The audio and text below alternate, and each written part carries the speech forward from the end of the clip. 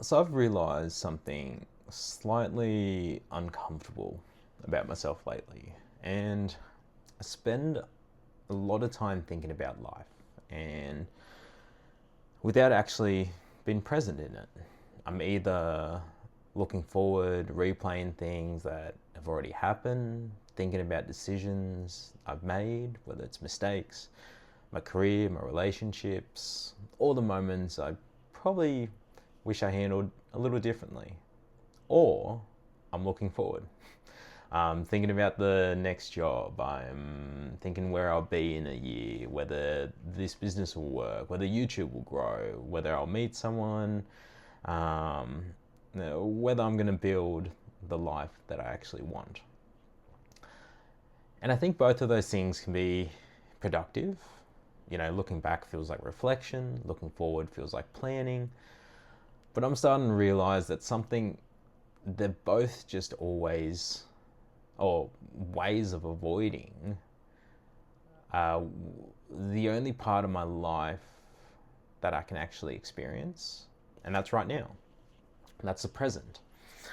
It's not it's not about giving up on your goals or never planning for the future. It's about learning how to use the past and the future without allowing them to steal from the present or the present of you right now. Because I think a lot of us are waiting for our lives to begin, and ultimately I'm guilty of that as well.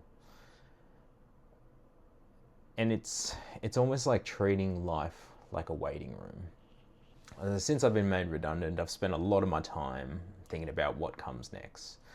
What job I'm going to get, when I'm going to get it, will it be the right move, will I earn enough, am I falling behind, what am I supposed to do, with my life being at 31 now. And I think those are all very reasonable questions. I need to find work, I need to think about money, I need to make decisions about my future. But somewhere along the way, I started treating this period of my life like it didn't really count, almost like my life's been on pause. I tell myself that, once I find the next job, I'd start to feel settled again. Once I had more stability, I'd relax. Once I knew where my career was going, I'd enjoy myself a bit more. Once this uncertainty disappeared, I'd probably start living again. But I think that's the problem, is that there is always going to be another once. Once I get a job, once I earn more money, once the business grows, once I meet with the right person, once I get fitter, once I feel more confident, once I feel more myself, once I finally have everything I've figured out. And I think if you're not careful, your entire life can become a waiting room for a future that keeps moving further away. You keep telling yourself that happiness is going to come. You just need to get through this part first. The uncertainty part, the messy part, the part where you don't really know what happens. And I think that all still counts. And for me, sometimes reflection becomes rumination. And I think looking back can be incredibly valuable. Having reflection, not many people have it, and some people have it too much. I'm probably on the too much side of camp. The past can teach us a lot of things. It can show us where we went wrong, where we tolerated, what we took for granted, and what we might want to do differently next time. But there's a difference between learning from the past and living inside it. Reflection gives you information that helps you move forward. Rumination gives you, it just makes you experience the same pain repeatedly, or the same trauma, or the same memories, same experience, same stories you're telling yourself repeatedly. And I've definitely had moments where I've convinced myself that I'm processing something and I'm actually just replaying it in my mind. What should I have said? What if I made a different decision? Why did I allow that to happen? Why wasn't I better? Why wasn't that situation better? Why didn't things work out the way I want them to? And eventually you have to ask yourself a difficult question. Am I still learning something new from this? Or am I just punishing myself with information I already understand, that I've already worked through, moved forward from? Am I just ruminating over these experiences just for the sake of it? Because ultimately you can't go back, and you can't become the person you are now. You can't become the person you want by continually looking back at the person you were and the decisions you made. You only know what you know because you lived through it. It's easy to judge yourself or your past self with the knowledge you have today, but that version of you, that version of you was working with different information, a different situation, different emotions, and probably a different level of maturity. And that comes with age and experience. But that doesn't mean you avoid responsibility. It just means you stop expecting your past self to have known everything that your current self knows. The past should be your teacher. It shouldn't become a permanent address or a permanent identity. Now, when planning becomes a form of control, then there's the future. And I love planning. I love knowing like what I'm working towards, like having goals, ideas, some sort of direction, some sort of achievement, some sort of journey that you're on. And that gives me a sense of peace, and planning gives me some hope. But I also think planning can become a way of trying to control the uncertainty. Sometimes I'm not planning because that is generally something useful I can prepare for. I'm planning it because I'm anxious and I'm trying to predict every possible outcome so nothing can catch me off guard. What happens if this job doesn't work out? What happens if the business fails? What happens if the YouTube channel fails? What happens if I don't get any subscribers, or whatever the situation is for you? What if I'm in the same position I am now in a year's time? The mind starts creating scenarios and then tries to solve the problem or the problems that don't even exist. I can spend hours preparing myself for imaginary disasters, and it feels like I'm doing something productive. But we all know most of the time you're just exhausting yourself, and I'm exhausting myself. Planning is useful when it leads to actions. It can become very harmful when it's an attempt to eliminate all uncertainty. So when it becomes an attempt to eliminate all uncertainty, which is impossible, because you can't plan your way through life. Well, you can plan some aspects, but you can't plan your way into life when nothing unexpected happens, because that's part of life. Unexpected events always happen, and that's the nature of life. You can't build a future that guarantees you'll never get rejected, disappointed, hurt, or confused, or sad. All I can really do, and all you can really do, is decide what direction you want to move in and take the next available step. And that can be a big step, it can be a small step, it can be multiple steps. You don't need to see the entire road. And I think you just need to keep driving and moving forward. You just need to know what you can do today. Now I want to talk about the present. So the present often feels too ordinary. I think one reason we struggle to live in the present is because the present often feels ordinary, and that's a good and a bad thing.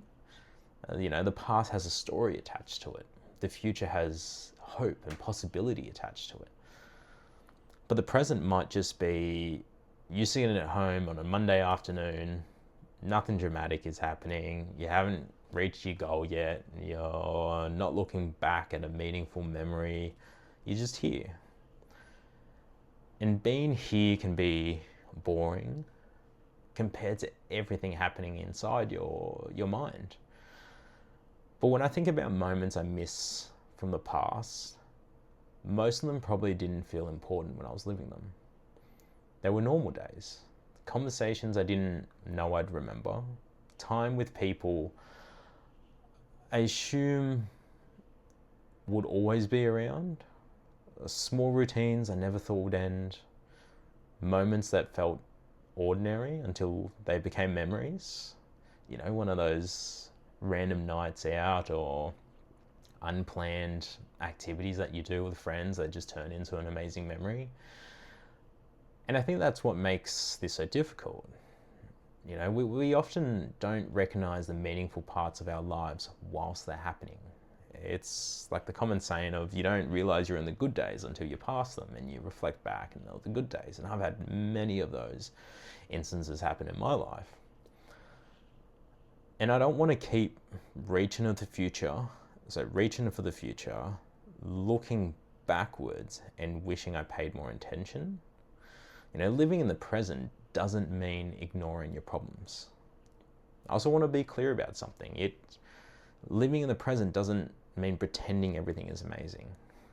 You know, it doesn't mean you have to be grateful for every second of the day. It doesn't mean ignoring bills, responsibilities, grief, anxiety, or things in your life that genuinely need changing. Sometimes the present is painful. Sometimes it's lonely. Sometimes it's frustrating. Sometimes you're in a season of life you would never have chosen for yourself. And being present means allowing yourself to acknowledge that, honestly, without immediately escaping into regret or fantasy. It means saying to yourself, this is where I am right now. I might not like all of it, but I'm here. What can I do today? Not next year, not once everything is fixed in or where you want to go, not once this happens, once that happens, but today. And ultimately, 3 questions I'm trying to ask myself lately to kind of help me shape my mind a bit, where these 3 questions, I'm starting to notice my mind running backwards or forwards. And I ask myself, what am I carrying from the past that I can't change? Maybe there's a lesson in there that I need to keep. Maybe there's an apology I need to make. Maybe there's action I can take. Maybe there's, you know, someone I can call, someone I've been meaning to call that I haven't called or spoke to. It can be almost anything, but if there's nothing left to do, then I need to practice putting them down. Not because it didn't matter, but because continuing to carry it isn't changing the outcome. The second question is, what am I trying to control about the future? Is there genuinely something I'm trying to prepare for? Or am I just trying to guarantee an outcome that can't be guaranteed? I can apply for jobs, I can prepare for interviews, I can work on the business, I can keep making videos, I can keep working on music, I can keep talking to friends and continuing my hobbies. But I can't force someone to hire me. I can't force the business to succeed. I can't force YouTube to do great or build a sustainable income that I don't have to work, or whatever it is. My responsibility is the effort, is every action you take. The outcome is completely not mine. All you can do is prepare for those outcomes and put yourself in the best possible position for that. And the third question is, what is available to me today? What can I do? Who can I speak to? What can I enjoy? What activities I can do? I already said who I can speak to, but what's a small promise that I can keep to myself today? Maybe it's going to the gym, calling someone, going for a walk, doing some shopping, working on something I care about, maybe playing a new video game or cooking a decent meal or meal prepping, whatever it is. Playing a game playing a game without feeling guilty that I'm not being productive, or just sitting outside for 10 minutes and allow my brain to slow down, maybe some meditating. These things can feel insignificant at the particular time, especially when you're focused on building a bigger life. And I'm someone who traditionally always thinks about the future, and I forget to live in the present. And I think all these small experiences are part of a bigger life and can build towards a bigger life. And I think that's what a bigger life is made from. And I'm still learning this, and I'm not perfect. These are ideas and lessons I've tried to take on in these last couple days. I don't want to sit here and act like I've mastered living in the present. Far from it. Absolutely far from it. My mind still goes backward, it still races ahead, and I still catch myself thinking about, I'll finally be okay once something outside of me changes. But I'm trying to remind myself that I don't want to spend my entire stage of my life wishing I was in the next one. I need to enjoy the journey. And there are things about my life right now I might eventually miss. I have time to build something right now. I have time to think. I have time to chase a few of my hobbies. And, people might be jealous of the situation that I'm in. And I'm making videos, which I didn't before. I'm working on a business with one of my mates. I'm trying to surround myself with people I care about. My life may not currently look the way I thought it would at 31, but it's still my life, and it's still your life. And I don't want us to reject it simply because it doesn't match the picture we had in our heads. And I think that's okay. So to tie off this conversation today, I think some key takeaways are: your past matters. It made you who you are. Your future matters as well. It gives you somewhere to aim. But your past can't change, and your future can't be lived yet. The present is the only place where you can make a decision. It's the only place where you can connect with someone. It's the only place where you can build, change, rest, forgive, begin again, or experience anything at all. So we should learn from the past. We should prepare for the future. But don't forget to participate in life that is happening in between. Because this part is something you have to get through, and I have to get through. This part is our life too. And maybe the question we all need to ask ourselves is, what part of my life am I postponing until something changes? I genuinely would love to hear your answer in the comments below. Thank you for watching.